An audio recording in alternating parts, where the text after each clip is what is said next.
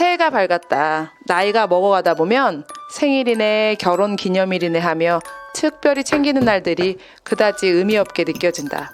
하물며 누군가에게 내 소개를 할 때마다 올라가는 그 숫자만큼이나 더 뻘쭘함이 증가하는 나이가 새롭게 리뉴얼되는 새해가 뭐 얼마나 반갑겠나.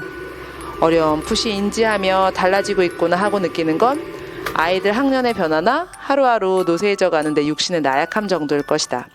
그런데 지난 2022년도 12월 31일 밤 10시 언저리쯤이었을까? 새해를 이제 겨우 2시간 남겨두고 잠자리에 들었던 나에게 갑자기 남편이 뜬금없이 이런 이야기를 했다. 본인은 새해라고 해서 하나 달라질 것도 설레일 것도 없다는 뭐 그런 이야기였다. 달력 한 장 더 넘어가는 것뿐이라나? 그게 우리에게 무슨 의미가 있냐는 남편의 말을 듣고 나는 좀 오기가 생겼다. 물론 케이크에 촛불을 켜고 대단한 이벤트를 원한 것은 아니었다. 뭐 그렇다고 이런 말을 들었다고 내 인생이 더 권태롭게 느껴진다거나 우울감이 생기는 것도 아니었다. 그런데 이 말을 들으니 갑자기 없던 오기 같은 것이 생겨버린 것이다.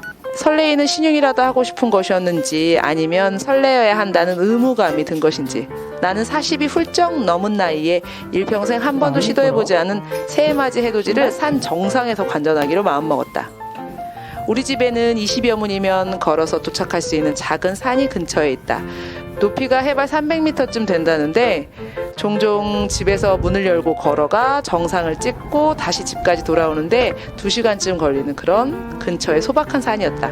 나의 이 두 아들들은 이런 즉흥적인 계획에 몹시도 익숙해 곧바로 따르겠노라며 막둥이처럼 대답은 그럴듯하게 했지만 막상 다음날 새벽 일어나지는 못했다.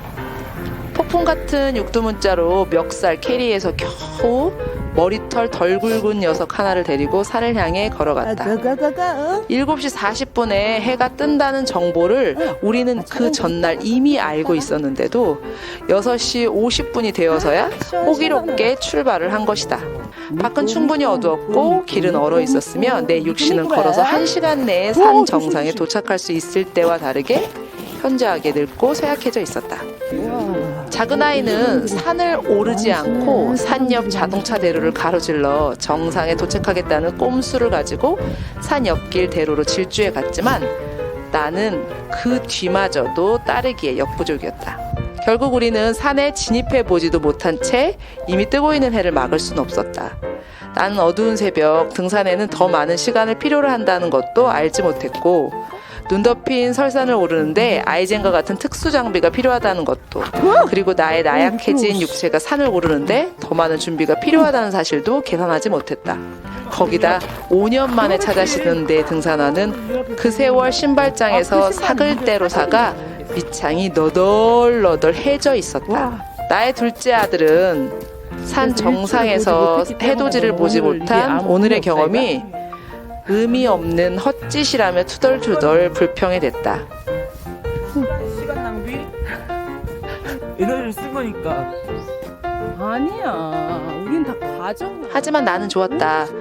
만약 5kg라도 나오지 않았다면 오늘의 실패가 없었다면 이 계획이 얼마나 무모했는지 얼마나 섣부른 것이었는지 경험하지 못했을 것이며 다음에 더 잘하고 싶다는 설레임도 갖지 못했을 것이다.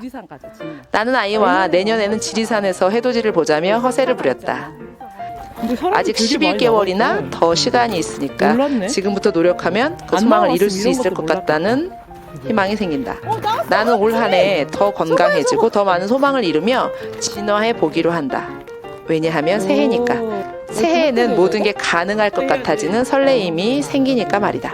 구독과 좋아요, 알림 설정 부탁드립니다. 와, 저거 보려고 저기서 기다리고 계시는 거구나. 찍을 때 원래 그냥 밖에 낚시를. 진짜? 아니 그래야 해가 잘 잠기지. 아무튼 됐다. 됐어. 모든 걸 잃었어? 의미가 있어.